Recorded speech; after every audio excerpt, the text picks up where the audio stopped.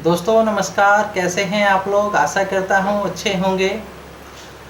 तो दोस्तों चलते हैं हम लोग अपने टॉपिक की तरफ। जो आज का टॉपिक है मेरा कि सप्ते में 7 दिन क्यों होते हैं, ये 7 दिन का रीज़न क्या है, क्यों 7 दिन का सप्ताह होता है, ये 7 दिन आए कहाँ से, ये 7 दिन का एक ग्रुप कैसे बना।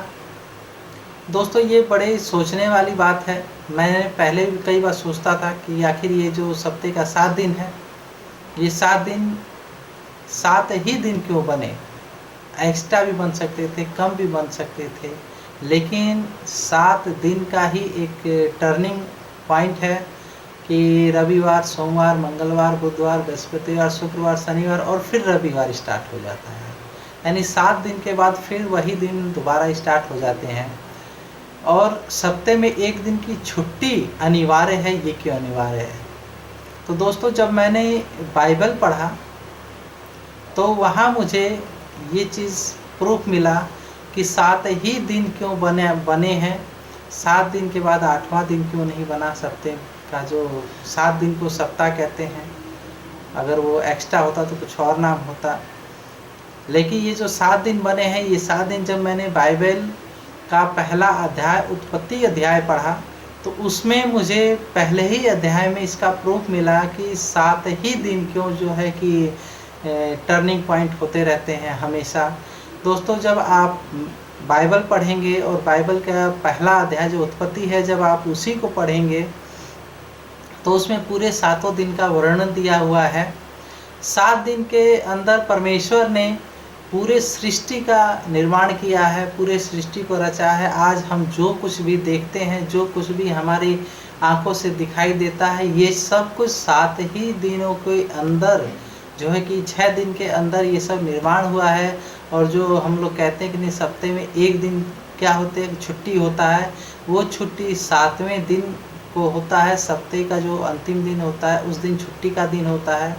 और ये प्रूफ हमें बाइबल देती है कि ये क्यों होता है। दोस्तों परमेश्वर ने इस सृष्टि को बनाने में केवल 6 दिन का वक्त लिया और 6 दिन में परमेश्वर ने आज हम जो कुछ भी देख रहे हैं अपनी आंखों से, वो सब कुछ बना डाला है। और 7वें दिन परमेश्वर ने अपने सारे कामकाज से को जो है कि पूरा करके 7वें दिन परमेश्वर ने आराम किया है, विश्राम किया है। और परमेश्वर ने 7वें दिन को आशीष दी और पवित्र ठहराया, जिसका प्रूफ हमें बाइबल देती है। दोस्तों परमेश्वर ने पहले दिन उजियाले को बनाया है और दूसरे दिन आकाश को बनाया।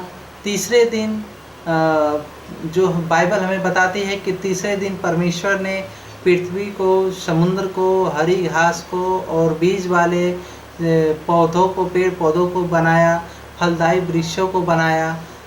ये परमेश्वर ने तीसरे दिन किया। और चौथे दिन परमेश्वर ने 2 ज्योति बनाई, एक सूर्य और चंद्रमा को बनाया और तारेगण को भी बनाए। परमेश्वर ने चौथे दिन में सूर्य को, चांद को और तारेगण को बनाए हैं।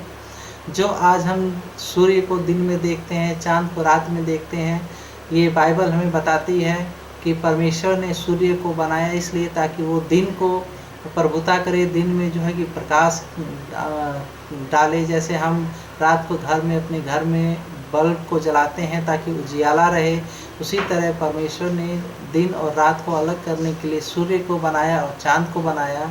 और दिन को, सूर्य को जो है कि दिन को प्रभुता करने के लिए ठहराया ताकि सूर्य जो है कि दिन में अपने प्रकाश से उजियाला करे। और चांद को रात में ठहराया कि चांद रात के वक्त जो है कि उजियाला करे। ओके दोस्तों। और 5वें दिन परमेश्वर ने जलीय जीवों को बनाया, जितने भी जल में रहने वाले जीव जंतु हैं और आकाश में उड़ने वाले जितने भी पक्षियों को हम देखते हैं, परमेश्वर ने 5वें दिन उनको बनाया। और 6वें दिन परमेश्वर ने पृथ्वी पर रहने वाले हर प्रकार के जीव जंतुओं को बनाया। आज पृथ्वी पर जितने भी प्रकार के हम जीव जंतु, जानवर, पशु देखते हैं, कीड़े मकोड़े देखते हैं, रेंगने वाले हो चाहे चलने वाले हो, जिस भी प्रकार के जीव जंतु हैं, परमेश्वर ने उन्हें जो है कि 6वें दिन बनाया। और 6वें दिन ही परमेश्वर ने सब कुछ बनाने के बाद मनुष्य को भी बनाया।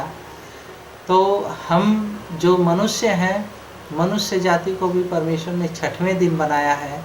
और ये सब कुछ जब परमेश्वर ने सब कुछ बनाया तो अंत में मनुष्य को बनाया ताकि मनुष्य क्या करे कि जितना भी परमेश्वर ने इस सृष्टि पे जो कुछ भी रचा है, जो कुछ बना, उस सब पर अधिकारी हो जाए।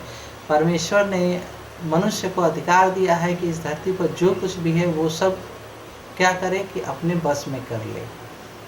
तो दोस्तों, एक दिन से लेके छठवें दिन तक परमेश्वर ने अपना सारा काम करके हमें दे दिया और मनुष्य को बना दिया ताकि मनुष्य क्या करे कि जितने भी इस सृष्टि पर जीव जंतु हैं या जो कुछ भी है, पेड़ पौधे, सब पे मनुष्य अपना राज करे और इसकी देखभाल करे और सबके ऊपर जो है क्या है अपना अधिकार जता ले।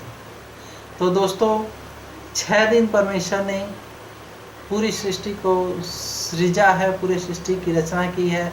और रचना करने के बाद जो 7वां दिन हम कहते हैं कि नहीं, इस हफ्ते का एक दिन छुट्टी का दिन होता है, वो 7वां दिन परमेश्वर ने जो है कि ठहराया है। हम बाइबल के दूसरे अध्याय को जब पढ़ेंगे तो आइए हम वचन की तरफ चलते हैं। जैसा कि आप ये वचन देख रहे हैं, दूसरे अध्याय से पढ़ते हैं। यूं आकाश और पृथ्वी और उनकी सारी सेना का बनाना समाप्त हो गया और परमेश्वर ने अपना जिसे वह करता था 7वें दिन समाप्त किया और उसने अपने किए हुए सारे कामों से 7वें दिन विश्राम किया। तो दोस्तों, आप देख रहे हैं कि परमेश्वर यहाँ अपने सारे काम को समाप्त करके 7वें दिन विश्राम कर रहे हैं, आराम कर रहे हैं। और तीसरे पद में लिखा है कि और परमेश्वर ने 7वें दिन को आशीष दी और पवित्र ठहराया, क्योंकि उसमें उसने सृष्टि की रचना के सारे काम से विश्राम लिया। तो दोस्तों, जैसा आपने देखा है कि बाइबल में लिखा है कि परमेश्वर ने अपने सारे काम को 7वें दिन समाप्त करके उसने 7वें दिन को जो है कि परमेश्वर ने विश्राम किया है। इसलिए जो 7वां दिन होता है, सप्ताह का अंतिम दिन होता है, वो दिन छुट्टी का दिन होता है और उस दिन सभी लोग अपने काम काज से विश्राम करते हैं और उस दिन परमेश्वर की आराधना में अपना समय व्यतीत करते हैं। और दोस्तों, यही रीज़न है कि सप्ताह में केवल 7 दिन बना, 8वां दिन नहीं बना, क्योंकि परमेश्वर ने केवल 7 ही दिनों का यूज किया है। इसमें 6 दिन परमेश्वर ने सारा काम काज किया है और 7वें दिन परमेश्वर ने विश्राम दिया।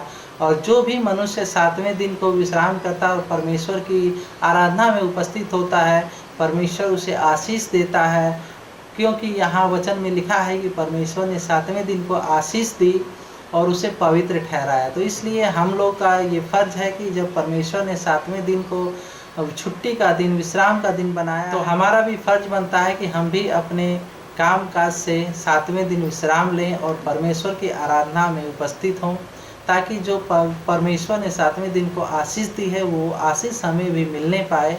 और परमेश्वर के जो वचन है, जो परमेश्वर के द्वारा ज्ञान हमें दिया जाता है, उस ज्ञान को भी हम ग्रहण करने का काम करें।